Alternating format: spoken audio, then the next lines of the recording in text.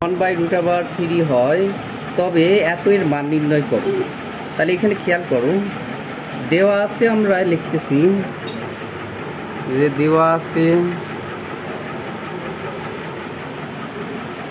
আছে tan a সমান সমান 1/√3। আচ্ছা, tan এর সূত্র কিন্তু আছে। tan এর সূত্র কি? এদিকে তাকা। tan এর সূত্র 1/cot a সমান সমান 1/√3। এবার উপরকার উপর 1 মানে আর গুণন, এটার সাথে এটা গুণন, এটার সাথে এটা গুণন, গুণন করলে পারে কি হয়? cot a সমান সমান √3। তাহলে tan এর মান বের হয়েছিল 1/√3, আর cot এর মান বের হয়েছে কি? √3। আমাদের এইটার মান বের করার কথা বলছে, তাই এবার লিখতেছি প্রদত্ত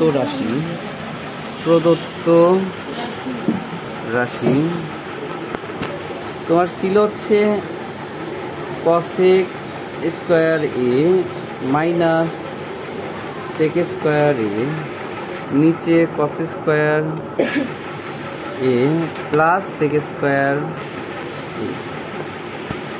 একটু এদিকে খেয়াল করো, cos স্কয়ারের সূত্র আছে। cos স্কয়ারের সূত্র 1 plus cot square, 1 plus cot square. আর sec স্কয়ারের সূত্র হচ্ছে 1 plus tan square, 1 plus tan square. কিন্তু মাইনাস থাকার কারণে 1 মাইনাস tan স্কয়ার লিখলাম। আমাদের নিচে ওই একই সূত্র 1 plus cot square plus 1 plus tan square.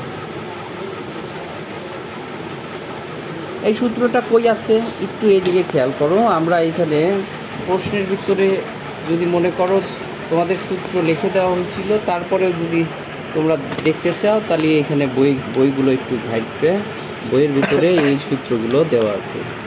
তোমার হচ্ছে sec স্কয়ারে দেখো, তোমার হচ্ছে tan স্কয়ারের সূত্র sec স্কয়ার মাইনাস 1। তাহলে যদি এই 1টা এই পাশে নিয়ে আসি তাহলে মাইনাস ছিল প্লাস হতো। তার মানে কি sec স্কয়ারের সূত্র কি 1 প্লাস tan স্কয়ার। সেম ভাবে এখানে দেখো cot স্কয়ারের সূত্র কি দেওয়া ছিল sec স্কয়ার মাইনাস 1। তার মানে কি এই পাশে নিয়ে আসলে পরে কি হবে? cos স্কয়ারের মান হবে কি 1 প্লাস cot স্কয়ার। তো যা হোক, সূত্রগুলো আমি এর আগেও এটা নিয়ে আলোচনা করছি। আমরা অঙ্কে আসি, দেখো তাহলে -1 প্লাস 1 বাদ।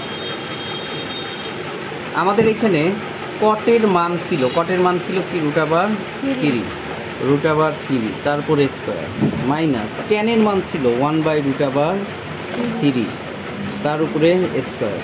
1 আর 1 যোগ করলাম 2 প্লাস কটের মান কি √3, তার উপর স্কয়ার প্লাস tan এর মান 1/√3, তার উপর স্কয়ার। এবার আসে দেখো স্কয়ার আর রুট উঠে গেল, তাহলে কত হলো 3 মাইনাস এখানে স্কয়ার রুট উঠে গেল, তাহলে 1/3, আর এখানে 2 প্লাস স্কয়ার রুট উঠে গেল, তাহলে 3 প্লাস 1/3। এবার আসি আমরা